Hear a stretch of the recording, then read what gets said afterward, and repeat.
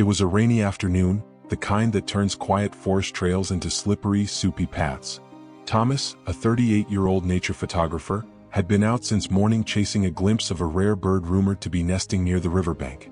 As he trudged back to his truck with soaked boots and a damp backpack, a faint whimper pierced through the steady patter of the rain. He froze.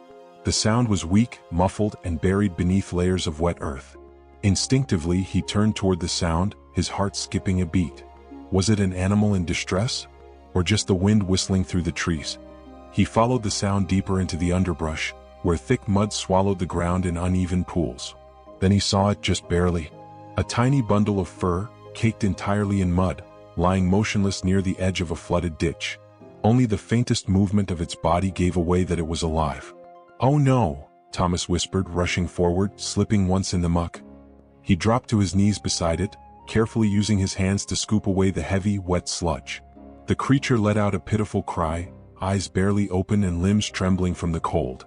Thomas gently lifted it out, surprised by how light it was. It fit perfectly into his two hands, and he cradled it close to his chest as it shivered violently. "You poor thing," he murmured, wrapping it in his waterproof jacket. The rain continued to fall, now mixed with gusts of wind that bit through his soaked clothes.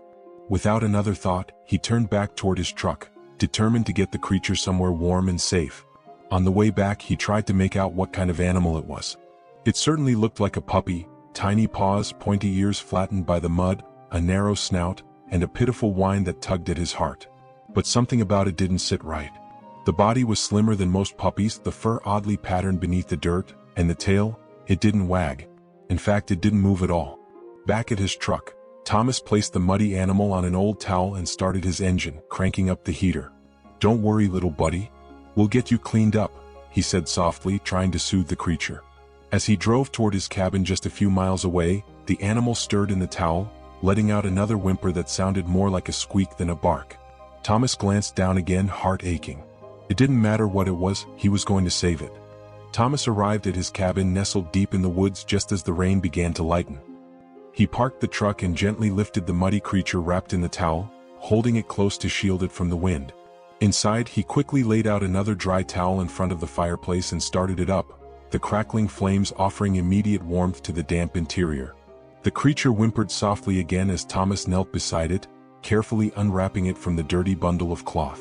The poor animal was still shivering, barely conscious. Thomas fetched a bowl of warm water, a soft rag, and began the delicate task of cleaning it. He moved slowly, gently wiping away the layers of mud that caked its fur. Bit by bit, the creature's form began to emerge beneath the grime. Its fur was short and coarse, unlike the fluffiness he expected from a puppy. Its ears weren't quite dog-like either. They were thinner, more upright, and twitched in response to every sound. Thomas furrowed his brow, his motions slowing as uncertainty crept in. "You're not like any puppy I've seen," he muttered under his breath. As more of the dirt came off, he began to notice strange features. Its snout was narrower, more pointed, and its legs were slimmer, more suited to stalking than bounding. And those eyes, when they finally opened even halfway, they weren't the wide, round eyes of a dog. They were slitted, wild, and gold-flecked, more feral than familiar. His heart skipped. This wasn't a puppy. He sat back on his heels, staring at the animal in disbelief. "Wait a second," he whispered. His mind raced through all the animals he had seen in the wild, flipping through mental pictures like pages of a wildlife guidebook. And then it clicked. A chill ran down his spine, not from fear but awe. "A fox," he breathed. The creature stirred, now beginning to shift more freely as the warmth returned to its body. The tail was slender and bushy, and as Thomas gently toweled it off, it twitched. Everything made sense now, the sharp snout, the lean frame, the soft whines that were more like squeaks. He had rescued a baby fox. A mix of wonder and concern surged through him. Foxes, especially young ones, rarely survive long alone in the wild. Was this one abandoned? Injured? Where was its mother? He sat there for a moment, soaking in the weight of what he'd discovered. This wasn't just a heartwarming animal rescue. It had become something far more delicate. He wasn't dealing with a domestic animal. This was a wild creature. But as the baby fox nestled into the warm towel and let out a soft sigh, Thomas knew one thing. He couldn't let it go. Not yet. For the next few days, Thomas found himself caring for the baby fox with a level of devotion he hadn't expected. He researched everything he could about orphan fox kits, their diets, behavior, and needs. Between feedings of warmed goat's milk and careful monitoring of its weak body, he watched as the little creature slowly regained strength. It began to move more, stretching its limbs, blinking more frequently, and even sniffing curiously at his fingers. Despite being a wild animal, it showed no signs of fear toward him. If anything, it seemed to recognize that he had saved its life. He named it Ash, inspired by its smoky gray fur now clean and soft, and also a nod to the muddy pit where their paths first crossed. Ash would curl up on a blanket by the fire at night, occasionally inching closer to Thomas, who often sat nearby editing photos or scribbling notes. He tried not to get too attached, reminding himself over and over that Ash belonged in the wild. But that rational voice was growing quieter each time the fox kit looked up at him with those trusting golden eyes. One evening, Thomas had just finished heating milk when he returned to the living room to find Ash sitting up properly for the first time. His small chest puffed with breath, nose twitching at the scent of food, and his bushy tail slowly swishing side to side. It wasn't a wag exactly, but it was something. Thomas smiled, kneeling beside him. "You're a tough little guy, huh?" he whispered, offering the bottle.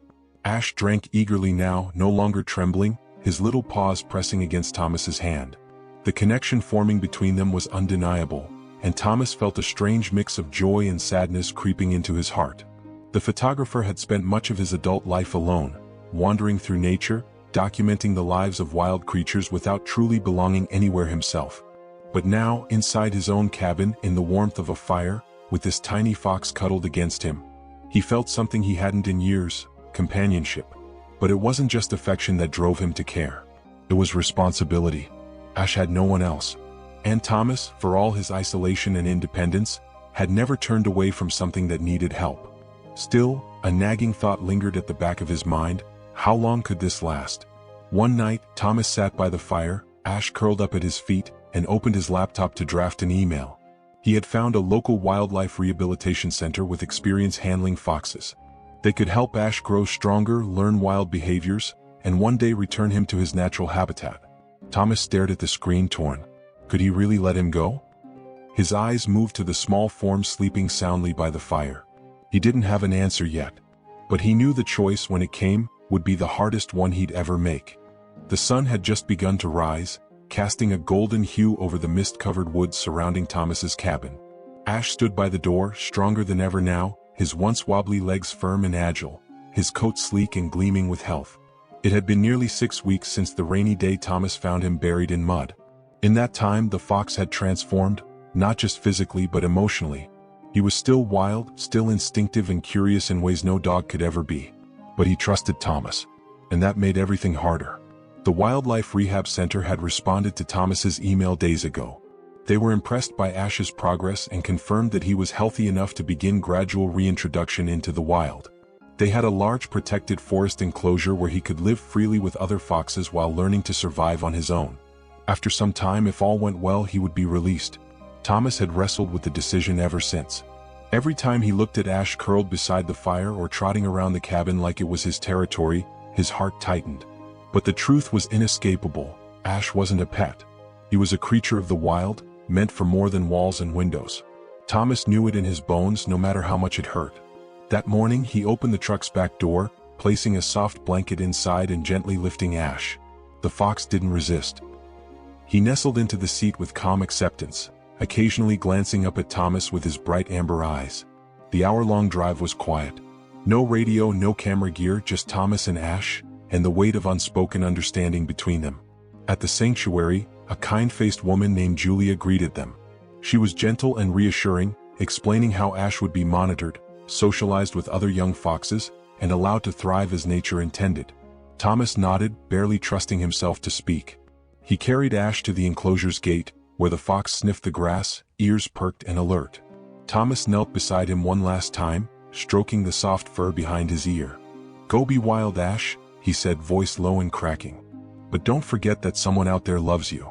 With a final glance, Ash stepped into the enclosure. He didn't bolt or run. He simply walked forward with the quiet confidence of something returning home. Thomas stood there for a long time, staring through the fence as Ash disappeared into the trees.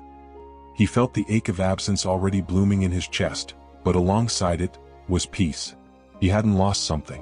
He had given it the freedom it deserved. Later that evening, back at the cabin, Thomas sat alone by the fireplace. The place felt emptier, quieter. Yet when he glanced at the towel still folded in the corner, the first one he used to clean ash, he smiled softly. Because sometimes, the most beautiful connections are the ones you let go of, so they can grow.